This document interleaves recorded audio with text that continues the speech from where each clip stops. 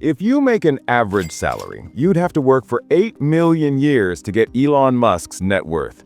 That's 30 times longer than humans have even existed. And in the time it took me to say that, Elon just made another 100 grand, enough to buy a new Tesla, for cash, which he probably paid himself for. But here's the kicker. Elon isn't the richest person in history, not even close. He's just new money, the current high score on a game that's been played for millennia.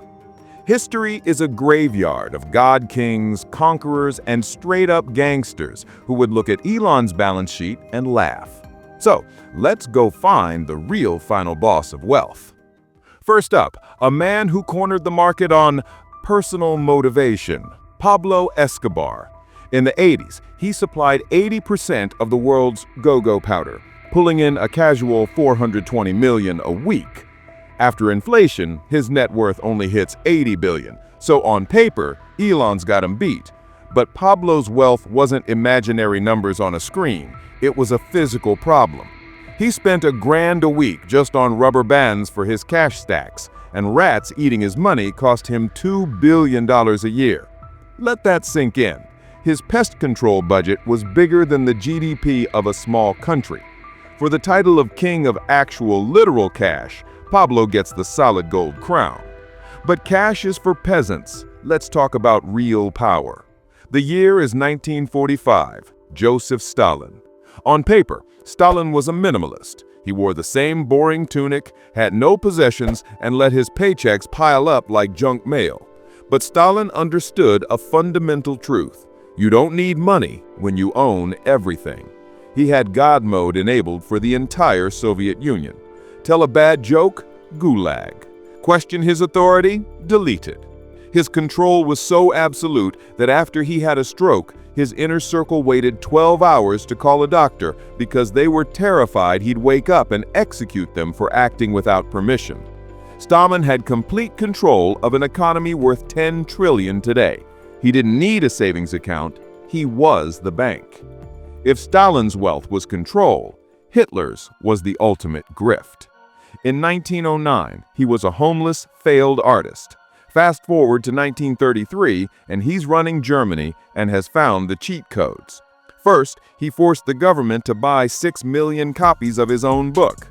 Then he made himself tax-exempt. His next lick was copywriting his own face for every postage stamp. Then he copyrighted his speeches for newspaper royalties. It was the ultimate passive income hustle. But his real wealth came from his war machine, commanding conquered resources worth $3 trillion.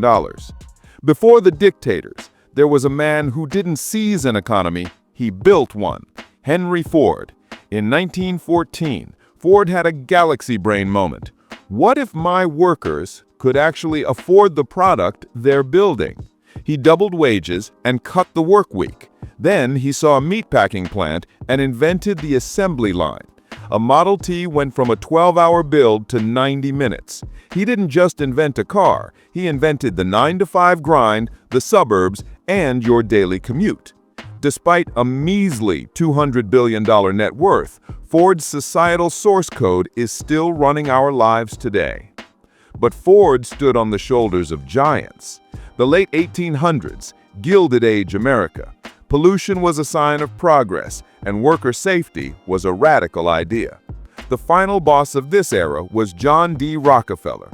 He founded Standard Oil and just curb-stomped his competition, controlling 90% of America's oil.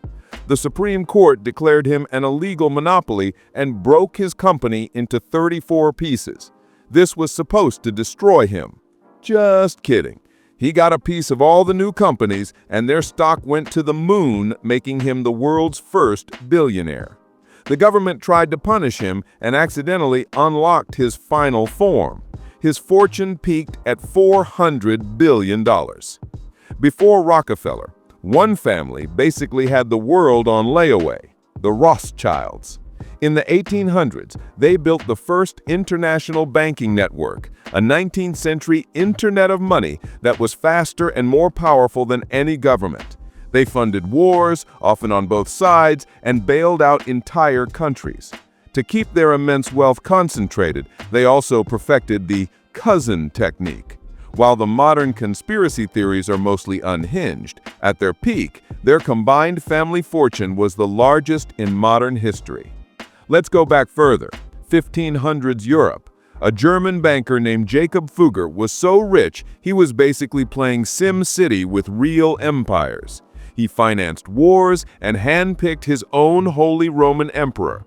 The Catholic Church owed him so much money they started selling get-into-heaven passes called indulgences just to pay him back.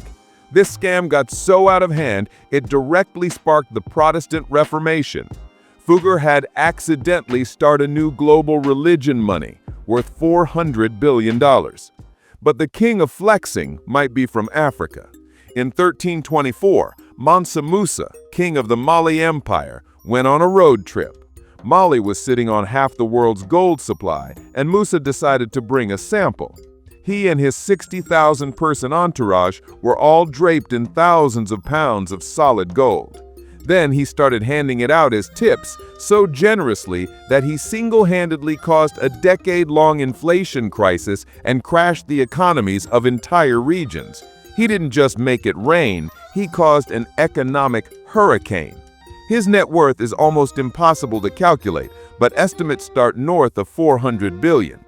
Rewind another century to Genghis Khan. His Mongol empire covered almost 20% of the earth, a theoretical net worth of $13 trillion. But here's the twist. Genghis was an anti-billionaire. He took no personal loot. Everything was redistributed to his soldiers to command loyalty. He wore the same clothes and ate the same food as his men. His superpower wasn't hoarding wealth, it was weaponizing generosity on a continental scale. Let's rewind to the beginning. Year 1 AD. Augustus Caesar is running the world. After conquering Egypt, he didn't add it to the Republic. He claimed the entire country as his personal, private property. He controlled a fifth of the whole Roman economy. And he had a brutal side hustle. If any citizen got too rich, he'd have them executed on trumped-up charges and just seize their assets. It was the original wealth tax. The Romans later declared him a god with an estimated modern-day net worth of $5 trillion. So after all that, who is the richest person in history? Looking at the inflation-adjusted numbers, Elon looks like he's in the minor leagues, but those numbers are telling the wrong story. Here's the deal. In 1913, Rockefeller was worth 2% of the US GDP. Today, Elon is worth about 1.4%.